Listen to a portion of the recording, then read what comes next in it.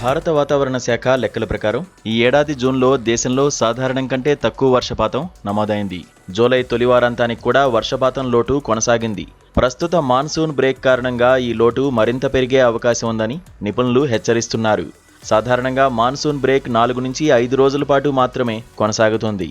అయితే ఈసారి అది దాదాపు 10 రోజుల వరకు కొనసాగే అవకాశం ఉందని నిపుణులు అంటున్నారు.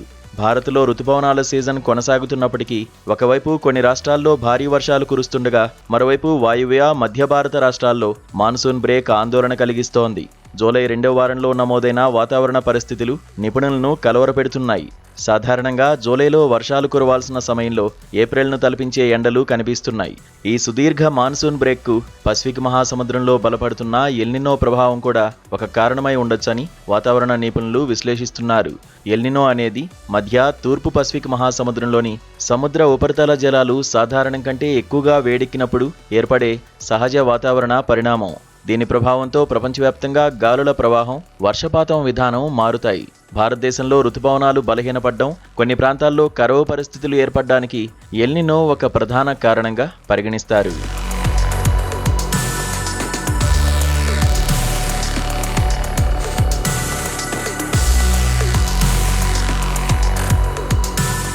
దేశవ్యాప్తంగా రుతుపవనాల వర్షపాతం ఇప్పటికే సగటు కంటే తక్కువగా నమోదవుతున్న నేపథ్యంలో ఈ ఆకస్మిక మార్పు మరింత ఆందోళన కలిగిస్తోంది. వాతావరణ నిపుణులు జూలై 2వ వారానికి చెందిన శాటిలైట్ చిత్రాలు అసాధారణ పరిస్థితిని సూచిస్తున్నాయని పేర్కొన్నారు. పశ్చిమ కనుమల నుంచి ప్రధాన రుతుపవనాల ప్రాంతాల వరకు విస్తృతంగా వర్షాలు కురిసే పరిస్థితి కనిపించడం లేదని, అరేబియా సముద్రం, బంగాళాఖాతంలో మేఘాల కవరేజ్ కూడా తక్కువగా ఉందని అంటున్నారు. జూలై మధ్యలో కనిపిస్తున్న వాతావరణం సాధారణంగా ఏప్రిల్ నెలలో ఉండే ఎండలను తలపిస్తోందని చెబుతున్నారు. జూలై చివరి వరకు పరిస్థితిలో పెద్దగా మార్పు ఉండకపోవచ్చని అంచనా వేశారు. వాతావరణ నిపుణుడు మహేష్ పలావత్ జూలై 19, 20 వరకు వాయువ్య మధ్య భారత రాష్ట్రాల్లో విస్తృత వర్షాలు కురిసే అవకాశం తక్కువగా ఉందని చెప్పారు.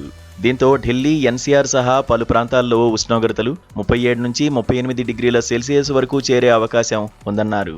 జూలై, ఆగస్టు నెలల్లో 1 లేదా 2 మాన్సూన్ బ్రేకులు రావడం సహజమే అయినప్పటికీ ఈసారి విరామం సాధారణం కంటే ఎక్కువ రోజులు కొనసాగుతోందని వివరించారు.